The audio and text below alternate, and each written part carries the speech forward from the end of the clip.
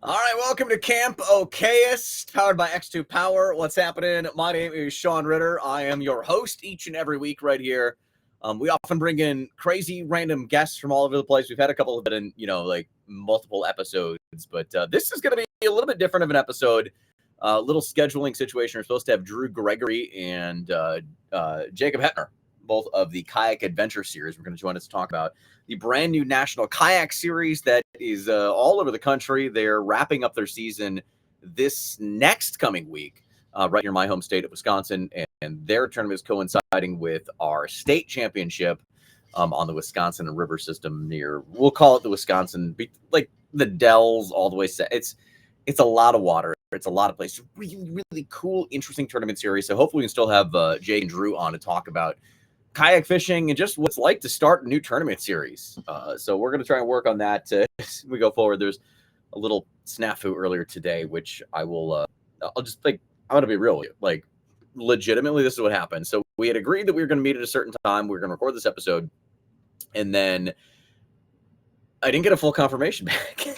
And maybe that's on me for like not following up, so to speak.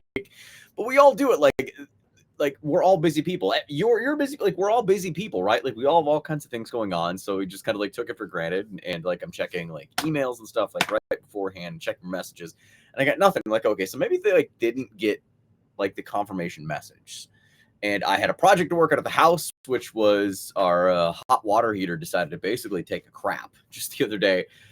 By the way, my wife is the most amazing one in the world because she went 2 days with cold showers while I waited around to get this figured out. So first day, like she texted me early in the morning, said, "Hey, my shower was kind of like warm, like and the water got cold by the end." I'm like, "I'll take a look at the hot water when I get home." Come home, there's no pilot light, so I try and light it. It won't light. I can't get it. Like I can get it lit, but I won't get it to like stay and actually light the hot water heater. Instantly call over a technician, takes a look at it. Test out a new thermocouple, not working. Basically, he's like, well, it's either going to be the regulator or we're going to replace the whole thing. So regulator is going to be like $1,500 to replace the whole hot water heater. It's like $3,000. And I'm like, we're all there, right? Like, just another expensive things.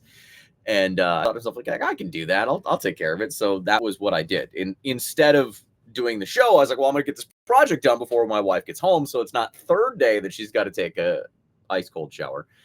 So yeah, I got it going. We just couldn't cross paths, but we're going to make it happen. I will be fishing actually and seeing those guys coming up here next week at the Kayak Adventure Series on the Wisconsin River system, because I'll be fishing the Wisconsin State Championship and obviously the Kayak Adventure Series coinciding together. So I want to double dip it, want to have a lot of fun. We're wrapping up our season. We got 3 tournaments left, all in a matter of like 3 weeks. So it's going to be a lot of fun, some crazy, like exciting things. But where this gets interesting for me is it's taking me back to like my roots of hitting the road. And that's what the whole show this week is going to be about. By the way, don't forget to follow us on socials at Camp Okayest. A lot of cool content goes up there. Some different interviews and snippets, clips, stuff that you may have missed. So go and check it out at Camp Okayest. And if you're following us on YouTube, make sure to give a subscribe to the channel because we want to make this a live show each and every Thursday night. The only way to do this is hit a certain subscriber amount. So, do your part. I appreciate it. We appreciate it. The algorithm appreciates it. But my random ramblings on this week are going to be kind of a lot in like lessons I've learned in my life that I think can like help anyone in no matter what they're doing. But more specifically, I'm going to kind of run down as we're getting to these last couple of tournaments of my season. I'm traveling, I'm hitting the road. And when I do that, it's camping. And if the family's not with, like, normally family rolls around, like we're Airbnb in and like staying, that gets expensive. Like that is super, super expensive. That's why like next year we're looking at, like it's planned, it's going to happen. We're going to have a camper. So like family can roll on, we can do stuff, which my wife always jokes, like what it's like to be married to an outdoors person. And this goes both ways. Like if you're a man married to an outdoors woman, I feel like it totally fits. Your family vacations are planned around their activities. So like my wife's always like, family vacations planned around kayak fishing or kayak fishing tournaments. And it's like, yeah, pretty much. But when they're not with, I roll it solo. I camp in my truck. And I'm going to kind of run down a bit of some of the stuff I bring with, because this, as much as it's like what I do for camping when I'm fishing kayak tournaments, I think is a great way that anyone can hit the road, maybe explore some state parks, some areas out west, like explore anywhere and save yourself money while staying there. Okay. So like, you don't have to do the whole have a cabin, rent an Airbnb, or like if you're not really into like a whole pitch in a tent situation, or you're worried about weather, or just like it's kind of sketch and weird because you're worried about bugs and bears and raccoons and whatever nature could come at you in a tent, your vehicle's a great option. And so that's what I do when I'm on the road. I've got my truck that I've kind of equipped out in some cool ways and set up some different stuff, which actually I shot a whole video on my YouTube channel focused on exactly this. I'm going to play this clip only because like I feel that the video shows maybe a better look at things than even I can be. Like I'll be like I'll narrate over things, but if you're watching the YouTube stream, you're going to be able to see some of this, and I think that's kind of beneficial to be able to see what I'm talking about as far as like the whole truck camper situation setup. So like I've got a Ford F-150. It's the whole like quad cab 4-door situation. It's a 5.5 foot box, so it's not the like crazy huge long box, but I sleep comfortably in the back seat. And here's a little snippet of the video. That's on YouTube. I apologize to those who listen to just hear the audio of how I go about my sort of crate, I'll call it, of stuff that I take with me on the road, and like literally show you these things that I talk about in this video. So, when on the road, how do you camp? In the back of your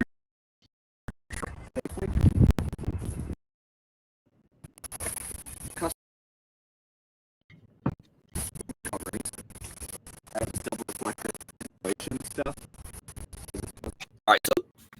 All right. So the stuff I'm talking about here is stuff that you use to like cover up the outside of like a hot water heater or something like that, right? Like it's kind of like silver bubble wrap essentially. All right. So like you get this in rolls, you buy it at hardware stores all over the place. You can order it on Amazon, whatever. What's really great is it's kind of pliable, right? And it also helps hold in heat. It also heat out, or also in air conditioning, which I've done in some super hot days in the summertime. But it's really great to just keep the outside from being in. Like, to me, it's something about if I'm in the back of my truck and like, people can see in or I can see out. Like that just feels like creepy, right? Like it doesn't feel right. But once you like put these window coverings all over the place that I've like custom cut out, it becomes essentially just a set of camper. No one can see inside. I don't know what's happening inside. You can't see out. But like, it's I would do things. And, like, that's exactly what I've done. Windows mark. So yeah, I cut them mark them. Goes and we like cut them out to like slide it in. And don't know. So I got in the back window, like main back window that I've got one for the passenger window, the all windows the passenger window. Summertime. You got stuff in the vehicle. Super cold. You don't get it's like 100 degrees. But I did that last year when I fished the series ship on 4 5 6. I took off the driver's window and back windows. I left the coverings on because it was a 2-day tournament. I was crashing a campsite, and I was like, I don't go on. Like, I got mirrors on the outsides, whatever. I kept them on, and the only thing that was open was my driver's window and my passenger window. I still put the thing around windshield. I will tell you, it did keep the vehicle so much cooler during that day, and it was a very, very warm day in early September. So just like there, like even if not using camping situations, having something and making something like this for your vehicle, it's good anytime to just keep it cool or keep it warm in the season. All the windows, right? So I gotta take these custom cut out things and put them on. All they kind of like stand, and like I said, I've got the label and the windshield. Could have cut something super huge. I thought this man was it's like a fold thing that goes to your windshield. It's like all the place over.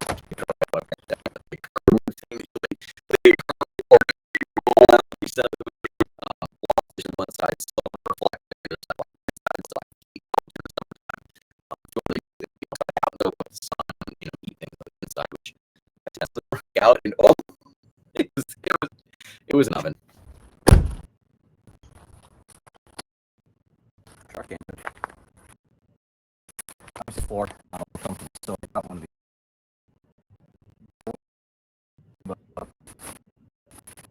thinking back, hand packing. It's an inflatable mattress that I put into the back seat. But built right into it. This in here. This one.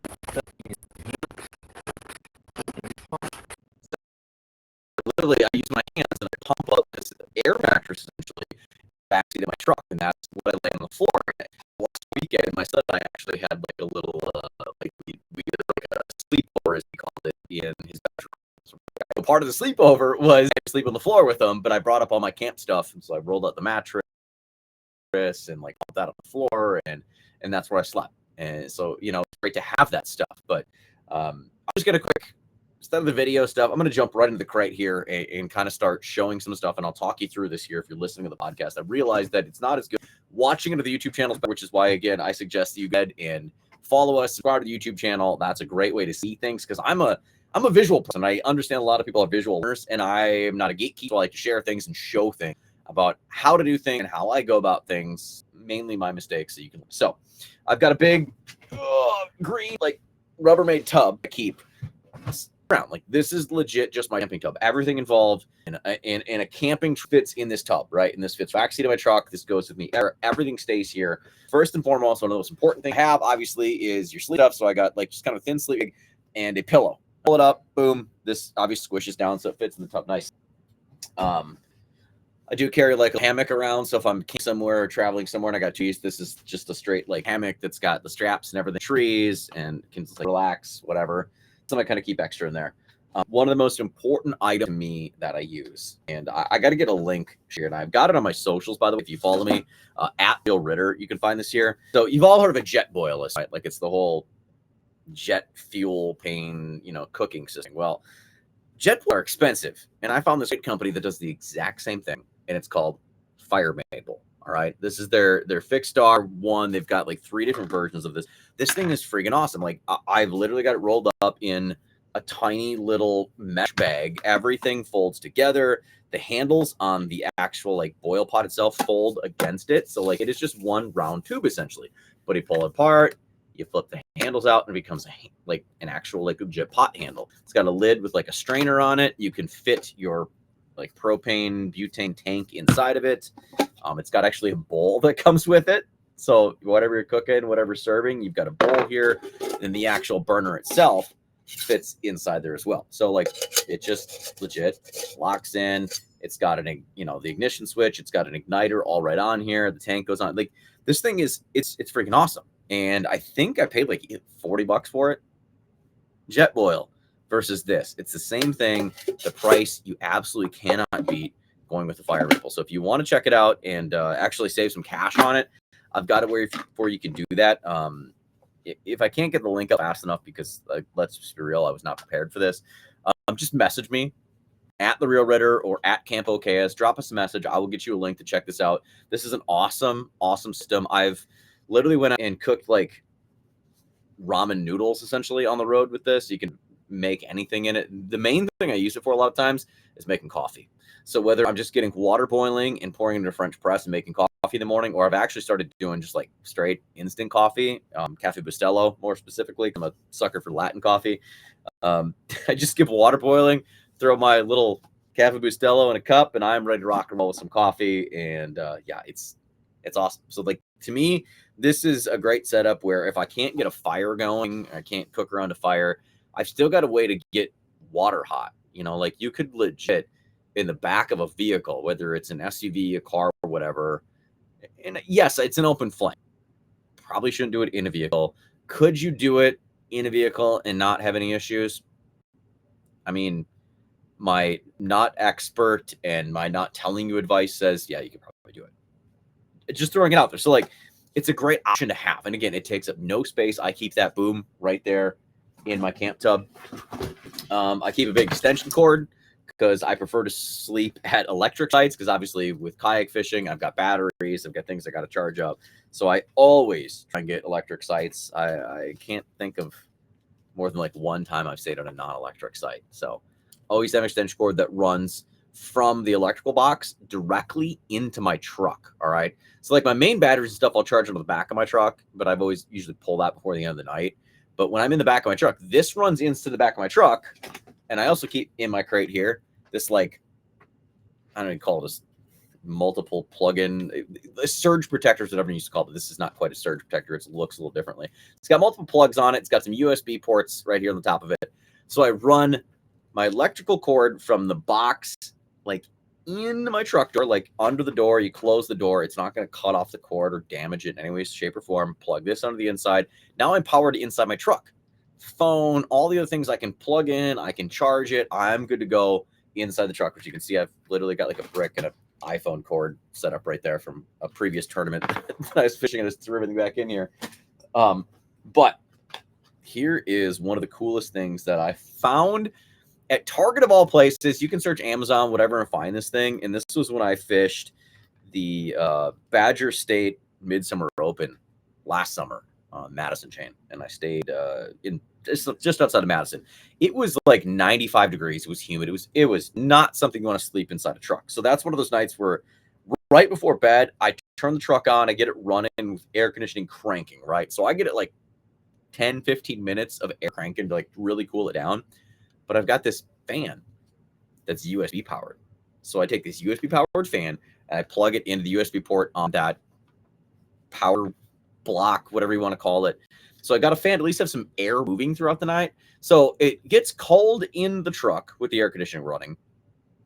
But then as night goes on, obviously it still warms up. But to still have air moving is huge. And I think even if you're a person that has to have like a little bit of noise or some sort of ambiance, this provides that little bit. And it is so tiny. Again, like it's basically fits the palm of my hand. This thing is awesome. I set it up like on the back of like the rear seat. It tips down.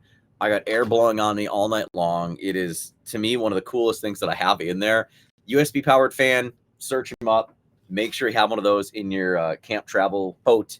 Another one is I got the old thermocell for mosquitoes, everything. And this just doesn't go from like sitting on the campsite. This is even like while you're hiking or fishing or hunting, whatever. Again, that's why this thermocell is so big. I will have this out on the boat with me when I'm fishing next weekend. Because of all the bugs and everything in the river, I will have the thermocell going all the time. Anytime I'm hiking, that thermocell going. Shoot, even when I go to beer gardens and hang out with friends, I bring the thermocell, keeps the mosquito off. This thing is absolutely awesome. I can tell you stories of back in the day. And I talked about, here on the show before, that was a huge waterfowl hunter, did a lot of goose hunting in fields and stuff. We would all have a thermocell in our layout blind in a farm field. And you'd walk away from the blinds and you would see like legit a dome around your layout blind.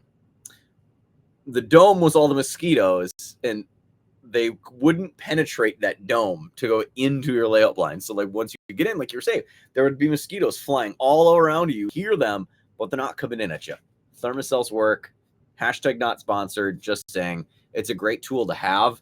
And their replacement cartridges and like the little pads. They're honestly super affordable. What you get of them. Make sure you got one of those. Again, these are the custom cut window coverings. You can see here, this one is it's my driver's door for my truck. You can see the shape of the window. But yeah, you see, like it literally is. So it's pliable. It crimples up. You really just like roll it up in one big roll. Of course, I'm making things a mess right now as I'm trying to take it out. But it just rolls up, stays inside that tub. So once I roll the campsite and really do like set up camp for the night, pull the tub out, set the window coverings in, do tackle, this and that. I'll get the bed set up, all that kind of stuff, right? That's kind of how go about things. I keep a tarp inside there. This has been used for many, many different things. I usually also take like 2 little like tent poles, the ones that like are made of, graphite, fiberglass, whatever. You connect them together and stand up. So I can make like a little lean-to if I need to. Got a couple of ropes that are in here. Carry along an extra one of my fuel tanks. Got a blanket. And then just like a quick little, there's so many different options. I'm trying to get this open to show you. I have like a little mess kit essentially. I got like a little spoon, a fork, and a knife in a little plastic tray. So like again, if I'm making noodles or something, or making one of those ready-to-eat meal things in the pouch, you got something to eat with. But like, legit, that's the same stuff. Oh, just another fuel tank. I was like, what's that other thing in there? So that's the stuff that I keep with me at all times. All of this stuff legit just like lives in this tote year round. And when it comes time where I'm going to go somewhere to camp, I grab the tote, throw it in the truck. It's all there. I know it's there. It doesn't go anywhere. For some reason, my sleep pad didn't make its way back in here after our little camp out in my little guy's room last weekend. So sleep pad. Oh, never mind. I found it. It did make its way in. It lived in the sleeping bag rolled up. So it like literally in this little tiny pouch that is slightly larger than my head. Like it rolls up that small, pops out. You've got an end that you just like push on and it self-inflates. It's a really, really awesome thing. I shove it right back where it was because that's a smart spot I put that. Man, look at me. I'm doing things that are smart and don't even realize that it's smart. So yeah, that's kind of a layout of all the stuff that I bring with me when I travel and camp. And, as much as, like I said, for me, it's kayak tournaments, but this all could be great for you hiking, camping, whatever you're doing in and around the outdoors, right? Like that to me is what everything's all about, is getting outside, enjoying the outdoors, and just trying to be better, so to speak. I don't know, like be more conscious, more mindful. I keep reading all these articles about nature and the outdoors and the impact that we leave. In fact, one of the future shows we're going to do here on Camp Okayest is I've got some people that are working on a project that involves wake boats, and specifically they're studying the damage that wake boats do to lakes. And I get why me saying that you may base an opinion that like I hate wake boats, and well, let's be real, I do. But that's not the point. Like I'm always an open-minded person that looks at things open and tries to see both sides of things. But as I've studied more into this, as this organization is studying more into it as well, is the effect of prop wash essentially and what it's doing to the bottom, what it's doing to aquatic life, mainly the plants on lakes. Something has to be done. Something has to be addressed. And I'm not saying like ban wake boats are the worst, but we've got to figure out a way to coincide that doesn't absolutely wreck wildlife and ruin things. And so that's one of the future shows we're going to have coming up here. I'm really, really excited about that one because it's a topic that's been on my mind for quite a while. And I haven't quite known how to bring it up and how to cover it because I don't just want to sound like the crabby old man on my front porch shaking my cane, like get off my lawn and like complaining about something. Like I don't want to be that person. But I think it's a really important topic and a really important thing that we all know about and are educated on. Whether we are people that like to go out on a lake and pleasure boat and wake boat, or we know people that do. Like, honestly, my opinion is like, I think we need to do something about, and I know I'm getting ahead of myself here, but I'm an open book. I'm going to share an opinion. That's what it is. You can agree with it. You don't have to agree with it. It's fine. I don't have to agree with yours. Like, that's the beauty of being humans. We both can agree to disagree, and we both can get along, high five, drink a beer, and hang out and shoot a deer and catch fish or camp or whatever we're doing, right? You know what I'm saying? Like we can coincide, like we can coexist, and not have the same opinion. I feel like, and I'd love to see wake boats be limited to certain lakes specifically, and try and keep them on the largest and deepest lakes because that's where the least amount of damage can be done. Like you put a wake boat in shallow water and you're going to find out when this show happens, like the crazy amount of damage. And when I say shallow water, I'm not talking like 4 or 6 feet. No, I'm talking like 20 foot. It's crazy. And this is legit science. Science is real, folks. That is one thing that I will not argue. Science is real, okay? And so like there's a lot of lakes that are deeper, that are bigger, and I think those are great places for wake boat because I think it's a fun activity. It's fun. It's a way to be outside, enjoy nature, enjoy lakes. Like I'm not saying you shouldn't enjoy that, and I'm not looking at just from a fishing side of all the wake. And I think I talked about it in the last show.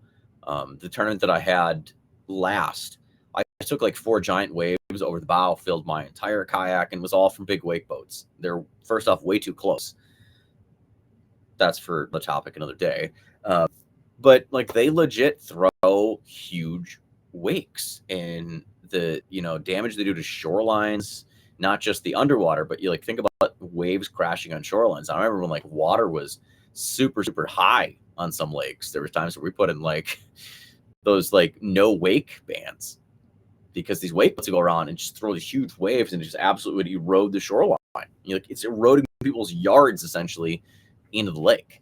So there's got to be a way we can figure it out where we can all coexist together. We all can still take part in our favorite outdoor activities without putting one above the other. You know, I never want that to be a thing. You know, just because, and I've been a person, if you follow me on socials at all, I've kind of poked fun at crossbows. And I don't mean it in a derogatory, if you hunt with a crossbow, you're not a real hunt. Like, I'm not that person. My belief on it in the use of crossbows, I think they're great tools. And I think there is a great large subset of people that they benefit greatly. If it's a way to get you in the woods, it's a way to get you hunting, I absolutely love that. You know, there's people with shoulder injuries. As you get older, you just can't pull back. But like, I am all here for it. My main issue I come across sometimes is, and I know it's like anything, it takes a few bad apples to ruin it for everybody else. You know, you come across that one or two people that, you know, they're not acting the most ethically. Happened with a crossbow. It's easy to think that all crossbows XYZ. That's where I've had that, and I've kind of like poked fun at it in a joking fun way. So like, I don't ever want anyone, if like I poke fun in a way and that, to take it like I'm saying it's a bad thing and I hate that. That's not at all. Not it at all. Like, I love to see people getting out and enjoying the outdoors in any way, whatever it takes to get them out there. Whether, again, like I said, it's literally packing up a tub, like I just showed you, all the stuff that I take with me for a, you know, trip when I'm traveling kayak fishing, to you're just taking all that same stuff on the road to go somewhere and hike a trail, spend a night, hike another trail back, and then go home. Enjoy nature. It's so cool. Like, there is so much awesome stuff out there.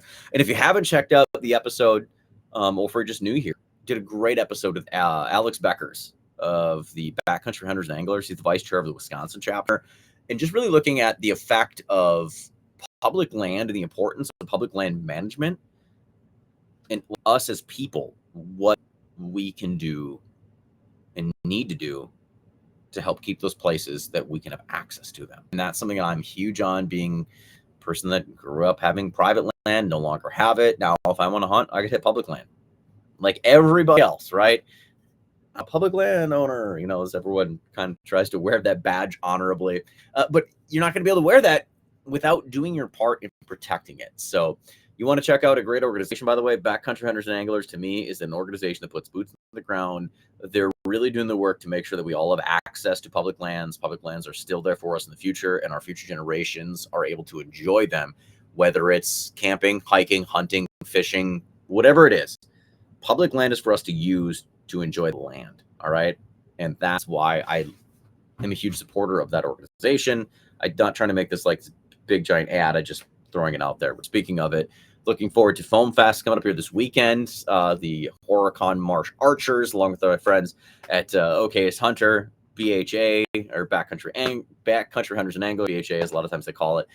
They are being a huge part of it as well. So it's going to be an awesome event. I'm going to be out there all day putting on some, like, basically saddle hunting demos. Myself, Greg Tubbs, who is part of the Okayest Fisher podcast and has been on the show a couple of times. And I know Derek, who was on the show here a couple weeks ago, who does the new show, Dropping Pins. We're going to kind of bring all of our saddle setups and let people just wear our stuff and, like, you know, practice, put a stick or two and climb a tree. I've also got a hang on, like, mobile stand and some other sticks. I want to bring all my bow hunting mobile setup stuff and let people just, like, try it, play with it, get used to it, because you can watch so many YouTube videos about any of the things that you like to do, whatever hobby it is, but until, like, you actually get your hands on things, you don't know. You know, and that's why I say, like, this being a show that's on YouTube, in a live stream, you can see things. If you were watching the YouTube here tonight, when I was showing some of the products I have in my camping tote, or showing like kind of a clip of like the YouTube video that I have out there on my channel, there's a benefit to seeing things versus just reading about them, or even like seeing them versus touching them. You know what I'm saying? Like actually using them. So that's why we're all gonna like hang out, have a good time, bring our bows. We'll shoot. There's a big 3D course that's all set up. So if you're in the Midwestern area, Wisconsin, Illinois, Iowa, actually, I think Chris from Okayest Cook, who was on the show last week, he's coming up to hang out. So those are folks. They're out of Indiana. They're going to come join us all of us Okayest guys in Wisconsin. So you can too. All the info is at okayesthunter.com.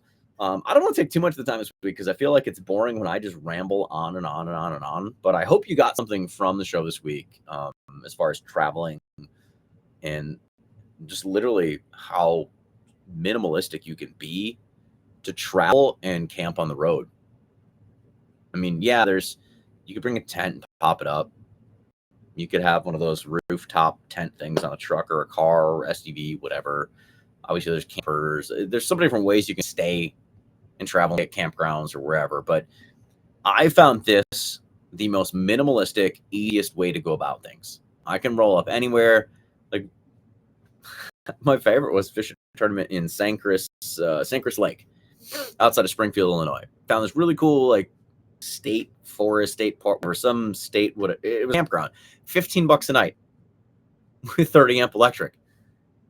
Like stupid cheap. Like to be able to set up, like find a place like that, just set up camp for the night, fish, go home. You know what I mean? To have the ability to stay anywhere. Now, if you're like traveling somewhere, just spending night before whatever you're doing, say you want to make this big hike the next day. So you want to get there the night ahead of time. So you're like already there. You don't have to drive there, then hike, whatever. You bring a loss in your car, find anywhere to sleep, you can do it. Like legitimately, you can search up on Google, YouTube. There's a lot of places out there. You can do this in parking lots. A lot of times Walmarts are totally cool with you, like camping out in the parking lots. Like, again, let's not pick a tent situation, but if you're gonna sleep in your vehicle or whatever, Cracker Barrel is another one I know for sure that is like, they've got legit spots for staying there. Some Cabela's or Bass Pro Shops have areas for you. There's ways you can go and travel places. And this is like a simple little kit that you could bring with you and stay comfortably wherever you are. So that's why I wanted to share that with you real quick. If you want more, you want to check out that full YouTube video, it's on my channel. You can search out Return to Wild or just like at The Real Ritter, or message me, whatever. I will send you a link to things, but I think it's a really cool little tidbit of information you can take with you and go forth and enjoy nature. So again, don't forget Foam Fest coming up here next weekend. You want more info, I can shoot you that as well. And again, don't forget to follow us on socials at Camp Okayest, whether it's Instagram or YouTube or whatever. Always love to have you follow, join along the journey, drop us a comment. And if you've got a great story you want to share, you want to be on the show, seriously, don't hesitate to drop a comment, ask. Situations like this come up where like we have a scheduling flip-flop and things don't work. We can always find time. There's always a seat open. The fire's almost always warm. There's always a cold beverage in hand. Which tonight it's a little rye with like some ginger ale. I know it's a big cup, but this is my one for the night, and it's going to be night. So you have a great rest of your evening, rest of your day, whatever time you're listening to this. I appreciate you. Thank you so much. Again, at Camp Okayest, follow us on socials. We will see you next week where we'll eat a donkey horn.